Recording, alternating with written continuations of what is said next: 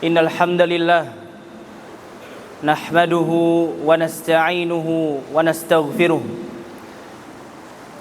wa natubu ilaih wa na'udzu billahi min shururi anfusina wa sayyiati a'malina man yahdihillahu fala mudhillalah wa man yudlilhu fala hadiyalah wa asyhadu an la ilaha illallah wahdahu la syarikalah wa asyhadu anna Muhammadan abduhu wa rasuluh la nabiyya wa la rasulah ba'dahu amma ba'd. Qala Allah Ta'ala fi kitabihil karimil azim ba'da an a'udzu billahi minasy syaithanir rajim. Ya ayyuhalladzina amanu taqullaha haqqa tuqatih wala tamutunna illa wa antum muslimun. Wa qala jalla wa ala fi ayatin ukhra, ya ayyuhalladzina amanu taqullaha wa qulu qawlan sadida yuslih lakum a'malakum wa yaghfir lakum dhunubakum wa man yuti'illaha wa rasulahu faqad faza fawzan 'azima. Fa inna asdaqal hadithi kitabullah wa khairul hadi Muhammadin sallallahu alaihi wasallam wa syarrul umuri muhdatsatuha wa kullu muhdatsatin fid dini bid'ah wa kullu bid'atin dhalalah wa kullu dhalalatin finnar wal a'yadu billahi min dzalik. Alhamdulillah, segala puji syukur senantiasa kita ucapkan kepada Rabbul Alamin, Allah Subhanahu wa Ta'ala, yang telah melimpahkan kepada hamba-hambanya yang mulia berbagai karunia dan nikmat serta anugerah yang senantiasa ia curahkan kepada hamba-hambanya yang setia beribadah kepadanya sepanjang masa. Tak lupa juga sebagai bentuk pengamalan sunnah Nabi sallallahu alaihi wasallam, kita senantiasa mengucap salawat dan salam kepada Nabiullah Rasulullah Muhammad sallallahu alaihi wasallam, yang dimana dalam satu hadis dikatakan bahwa jikalau kita bersalawat kepada Nabi satu kali saja, maka Allah akan bersalawat kepada orang tersebut 10 kali lipat. Oleh karena itu, marilah kita melakukan sunnah ini. Dan tak lupa juga, khatib ingin mengingatkan kepada jamaah yang dirahmati oleh Allah Subhanahu wa Ta'ala, dan juga terkhusus kepada diri khatib sendiri, untuk senantiasa meningkatkan kualitas keimanan dan ketakwaan kita kepada Allah Subhanahu wa Ta'ala. Karena seperti yang kita tahu, sebagaimana yang telah disebutkan oleh berbagai khatib, bahwa sebaik-baik bekal adalah ketakwaan. Wa tazawwadu fa inna khairaz zadi taqwa. Dan sungguh orang-orang yang bertakwa ialah pemenang, sebagaimana dalam dalil yang disebutkan oleh khatib di muqaddimah yang khatib sampaikan, faqad fazal muttaqun. Insyaallah pada siang yang berkah ini, khatib ingin menyampaikan satu hal yang mungkin sebagian besar dari kita telah melupakannya, yang mungkin sebagian besar dari kita tidak terlalu memperhatikan hal ini. Ma'asyiral muslimin rahimani wa rahimakumullahu jami'an.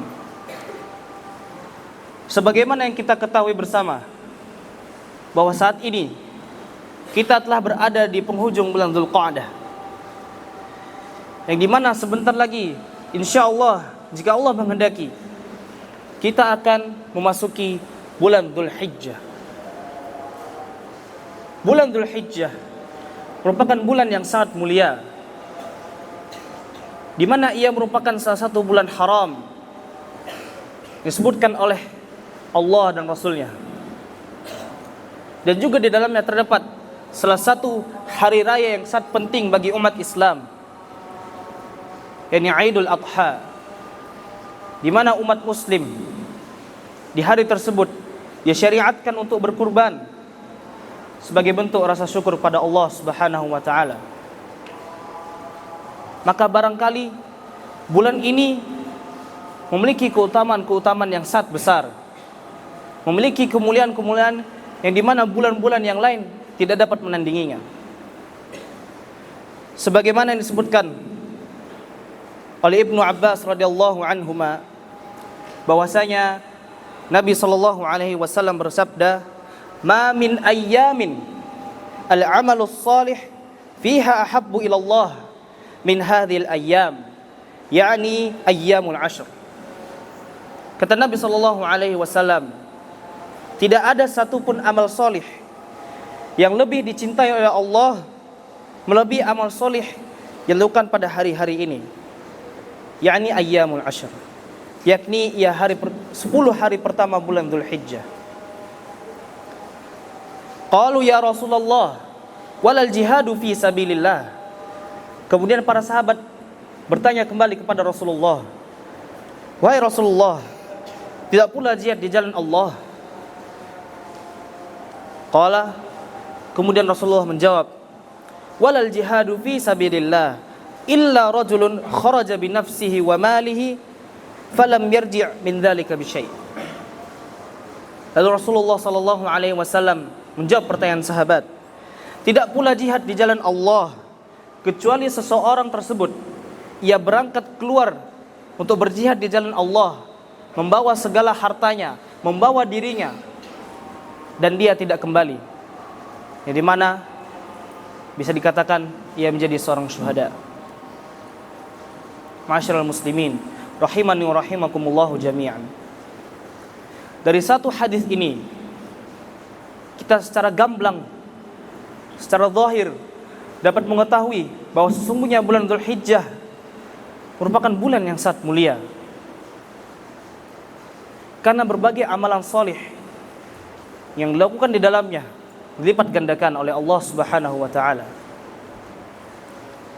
Yang bahkan jihad di jalan Allah tidak dapat menandingi amal-amal yang kita lakukan di hari-hari tersebut, kecuali jihad tersebut membuat kita menjadi salah seorang syuhada. Kemudian keutamaan bulan Dzulhijjah diperkuat dari dalil lain, dalil yang berasal dari kitabullah, yang tentunya dalil tersebut lebih kuat daripada hadis Nabi sallallahu alaihi wasallam, karena Al-Qur'an merupakan kalamullah, ia merupakan perkataan Allah Subhanahu wa taala. Dalil yang dimaksud ialah Quran surat Al-Fajr ayat kedua yang berbunyi walayalin ashr, dan demi malam yang 10. Ma'asyiral muslimin rahimani wa rahimakumullahu jami'an. Di dalam bidang tafsir, jikalau suatu ayat atau suatu benda Allah jadikan sumpah, maka sesungguhnya hal tersebut adalah hal yang mulia. Dan ini merupakan kaidah yang diterima oleh semua ulama tafsir. Dan hal ini menunjukkan bahwa walayalin ashr, dan malam yang 10 itu merupakan malam yang paling mulia, karena Allah menggunakan sumpah, karena Allah bersumpah demi malam yang 10 itu. Para ulama tafsir mengenai ayat ini dengan 4 tafsiran yang berbeda. Ada yang mengatakan bahwa ini maksudnya adalah 10 hari pertama bulan Dzulhijjah. Ada yang mengatakan maksudnya adalah 10 terakhir bulan Ramadan. Ada pula yang mengatakan 10 hari pertama bulan Ramadan. Dan ada pula yang mengatakan 10 hari pertama dari bulan Muharram. Imam Ibn Rajab Al-Hambali rahimahullahu ta'ala menyatakan bahwa tafsir yang lebih rajih, tafsir yang lebih kuat, yang lebih mendekati kebenaran ialah 10 hari pertama bulan Dzulhijjah. Dan juga pendapat ini dipilih oleh mayoritas ulama tafsir dan juga menjadi pendapat sahabat Ibnu Abbas radhiyallahu anhuma.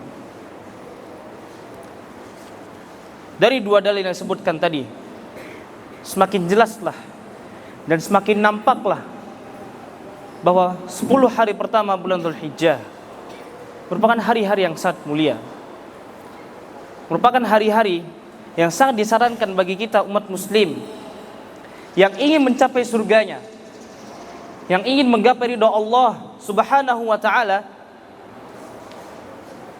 dengan cara yang mudah. Ini memperbanyak amalan di hari-hari tersebut.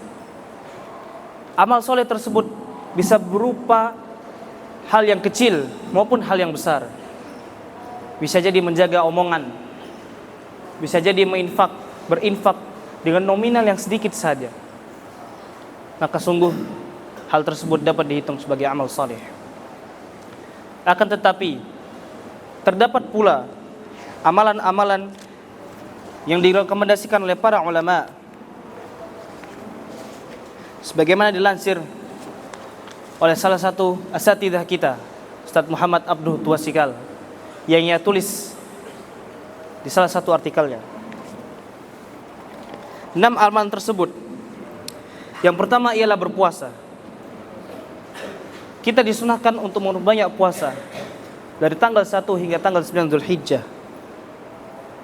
Karena sebagaimana dalam hadis Nabi sallallahu alaihi wasallam dari sahabat Hunaidah bin Khalid, bahwasanya beberapa istri Nabi sallallahu alaihi wasallam mengatakan, an ba'di azwajin Nabi sallallahu alaihi wasallam qalat kana Rasulullah sallallahu alaihi wasallam yasumu tis'a Dzulhijjah wa yauma Asyura wa thalathata ayyam min kulli syahrin awwal itsnaini min asy-syahri wal khamis.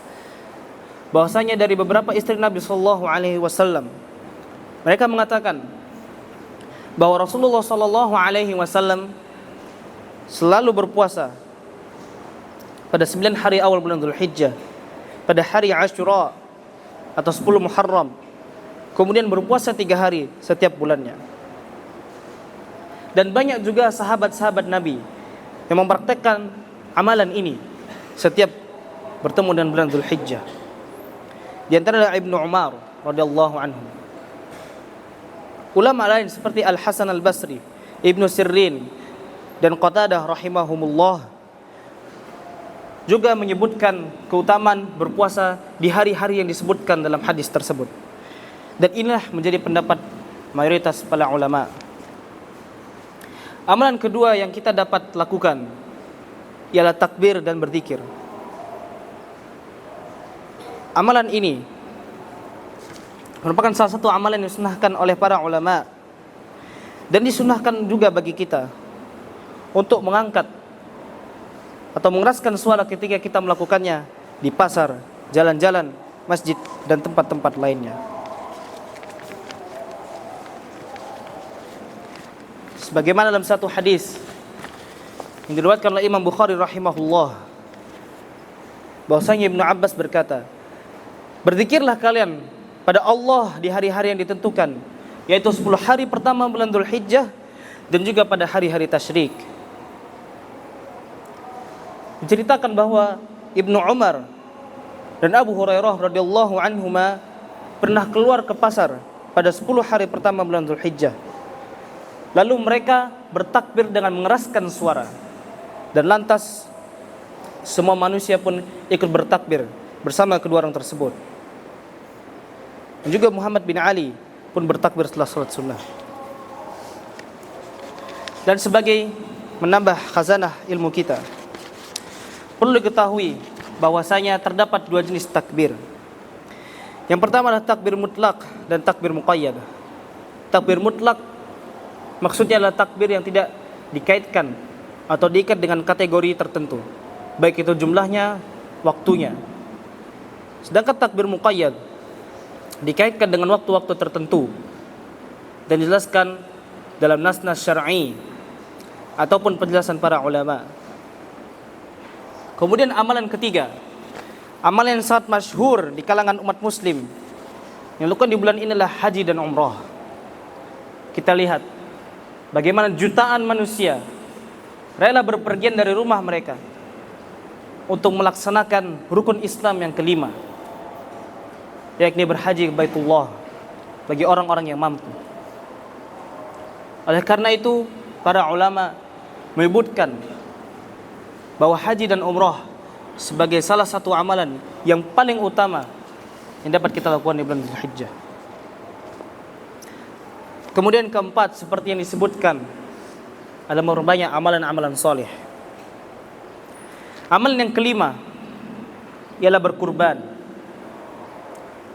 Karena sebagaimana yang disebutkan dalam syariat, bahwa kita disyariatkan untuk berkurban pada tanggal 10 Dzulhijjah ataupun 10 hari pertama bulan Dzulhijjah.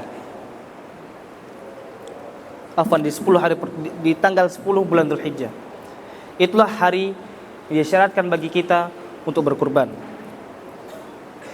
Kemudian amalan yang terakhir yang diutamakan oleh para ulama ialah bertaubat.